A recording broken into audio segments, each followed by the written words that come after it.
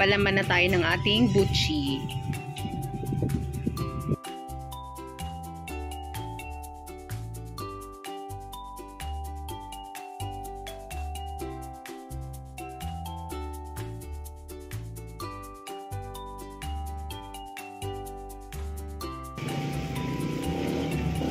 Gagamit po tayo ng 1 kilo ng munggo na pula.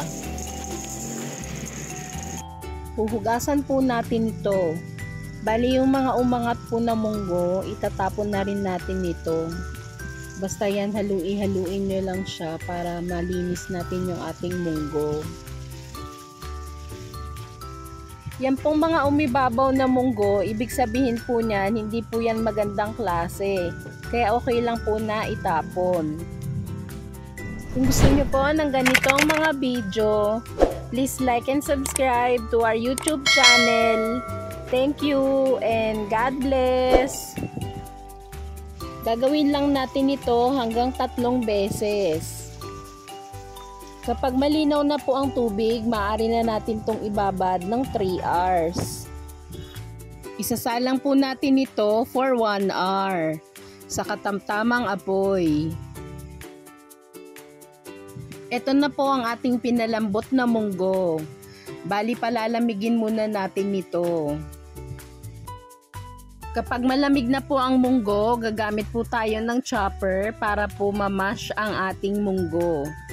Pwede rin kayo gumamit ng blender.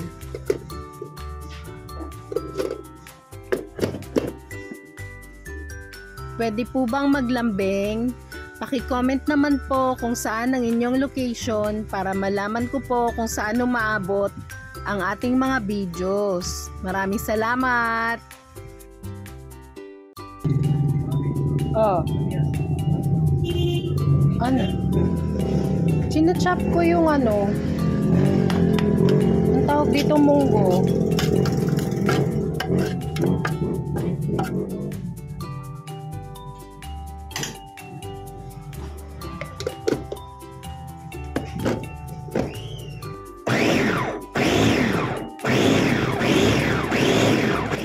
Gagawin lang natin ito hanggang sa mamash na natin lahat. After po nating madurog ang munggo, titimplahan naman natin. Lalagay tayo ng salt, half tablespoon ng vinegar, condensed milk, 1 can, at 1/4 ng sugar. Wash sugar yung gamit natin. Nimot natin yung ating 1 can ng condense.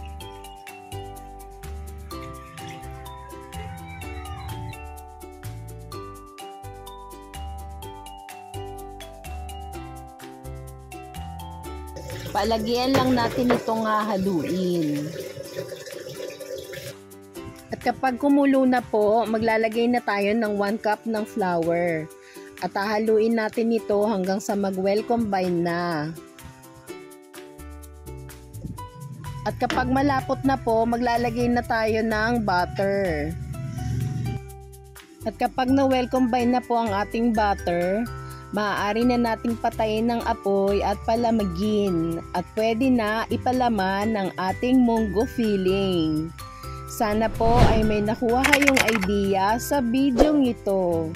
Please like and subscribe to our YouTube channel. Thank you and God bless. Nung lumamig na po ang ating munggo filling, i-divide ko to into 3. Tapos yung 2 plastic, nilagay ko lang siya sa freezer.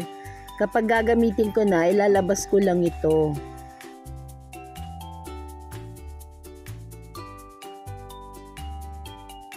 Thank you for watching. Please like and subscribe for more videos.